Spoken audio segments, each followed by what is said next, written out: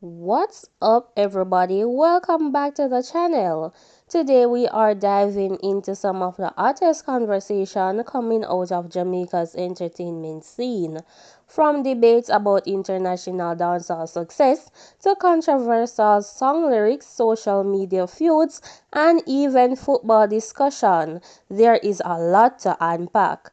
Make sure you hit the like button, subscribe, and turn on the notification so you never miss an update from us.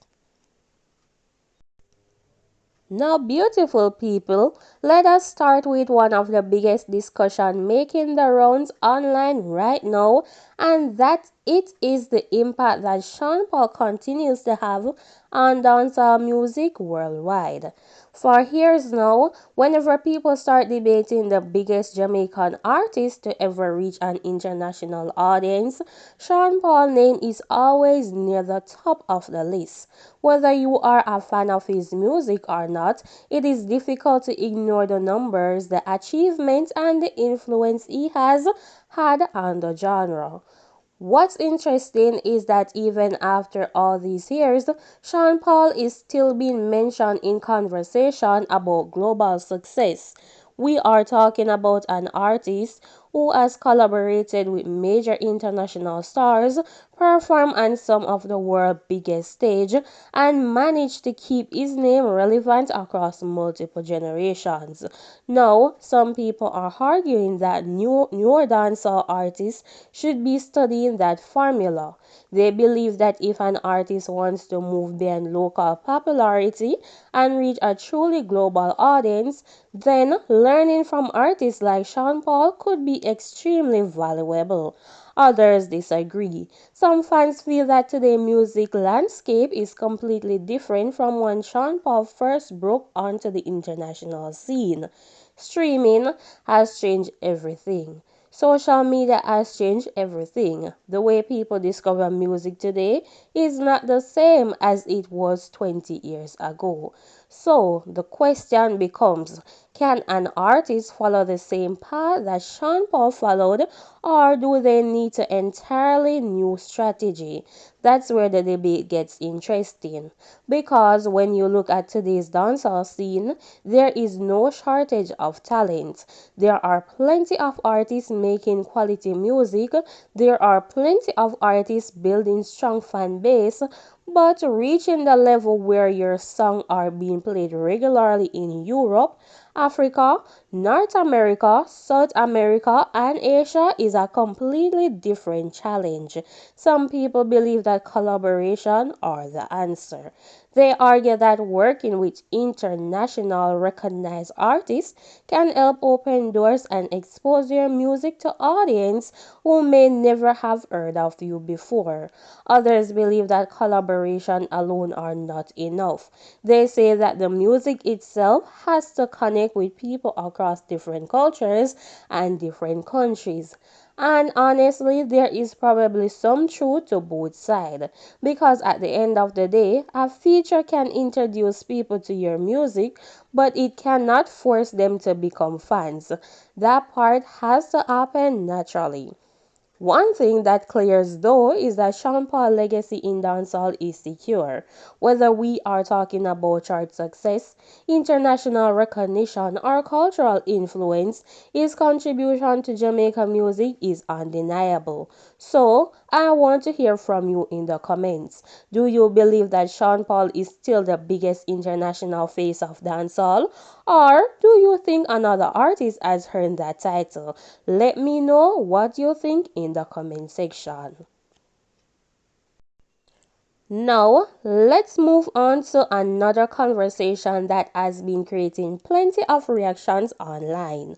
Fans have been breaking down some recent dancehall lyrics and debating what messages they are actually sending. One side believes that the lyrics simply reflect modern reality. The argument is that success today looks very different from what it looked like 20 or 30 years ago. Things that were once considered major accomplishments are now sometimes viewed as just the beginning. The cost of living has increased, the expectations have increased, and people's goals have become bigger. Because of that, some listeners feel that certain lyrics are simply describing the mindset of today's generation, but not everybody agrees.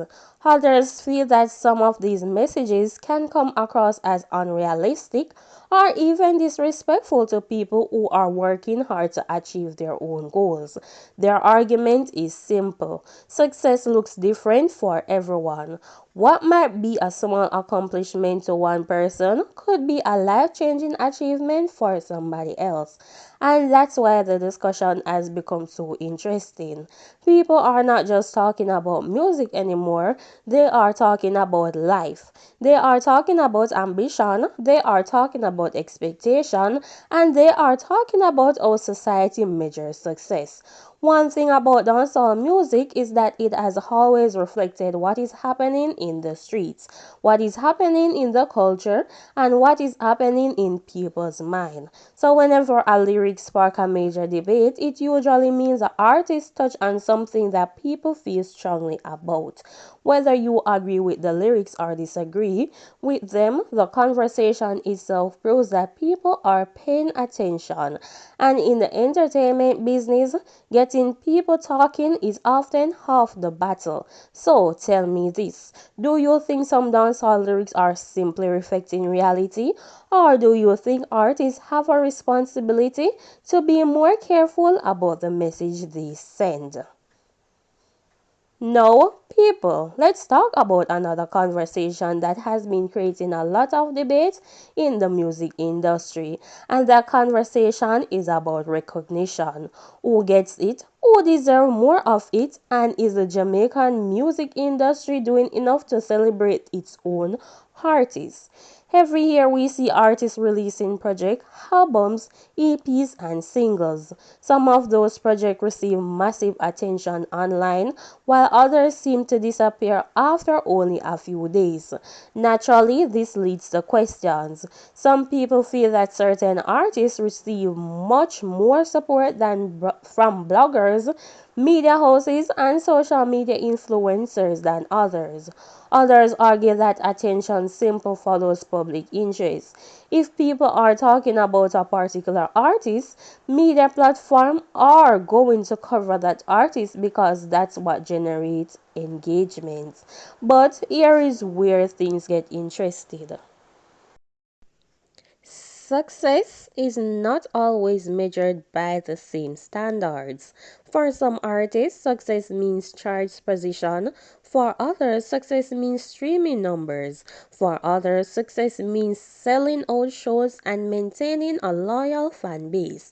And then there are artists whose impact goes far beyond numbers. Artists who influence culture, artists who inspire younger generations, artists who help shape the direction of the music itself. Those contributions are harder to measure. Sometimes an artist may not have the biggest streaming numbers, but their influence on the culture is enormous.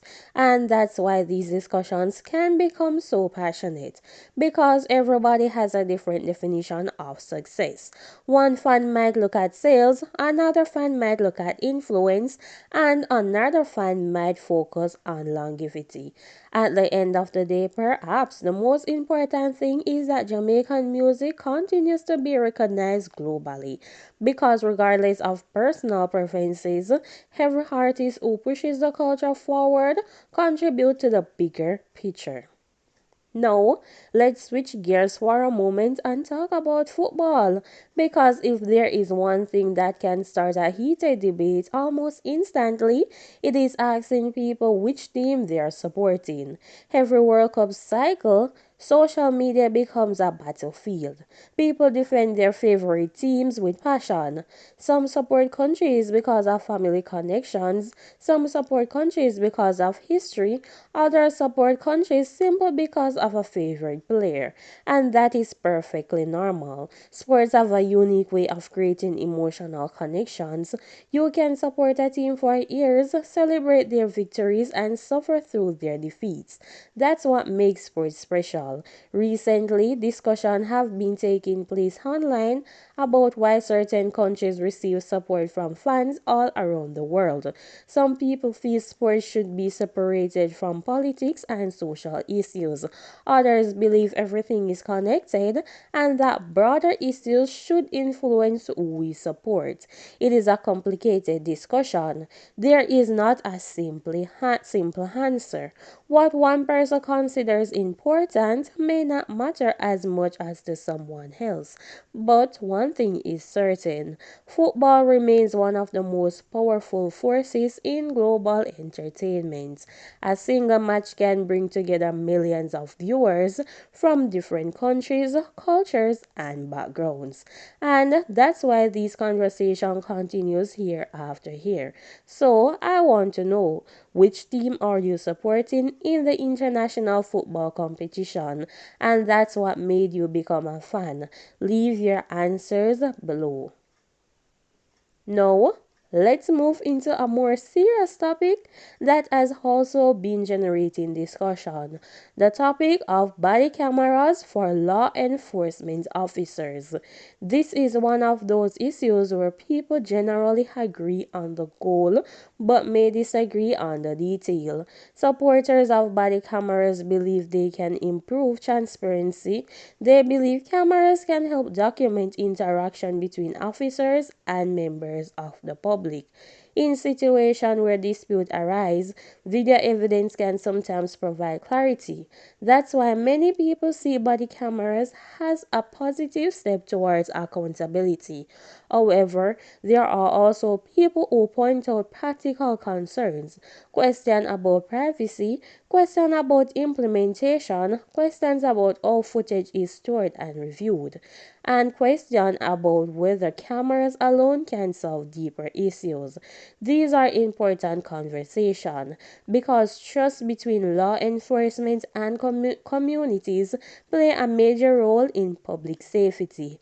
Most people want systems that are fair, most people want accountability, and most people want confidence that situation will be handled professionally. That's why discussions like this continue to attract attention. The goal is not simple technology, the goal is trust, and building trust requires more than equipment. It requires consistency, fairness, and transparency from everyone who is involved. And there you have it, beautiful people. Today's discussion covers some of the biggest conversation making waves online right now. From Sean Paul continued international success, the debate surrounding dancehall lyrics and modern definition of success, the media recognition, and football discussion. Now, I want to hear from you. Do you think Sean Paul is still dancehall's biggest international ambassador? What are your thoughts on the lyrics creating so much discussion? Are artists getting enough recognition? And which football team are you supporting? Drop your thoughts in the comment section below. If you enjoyed today's video, don't forget to like, share, and subscribe, and turn on your post notification so you never miss an upload. Thank you for watching. Thank you for supporting the channel. And until next time, stay safe and stay blessed.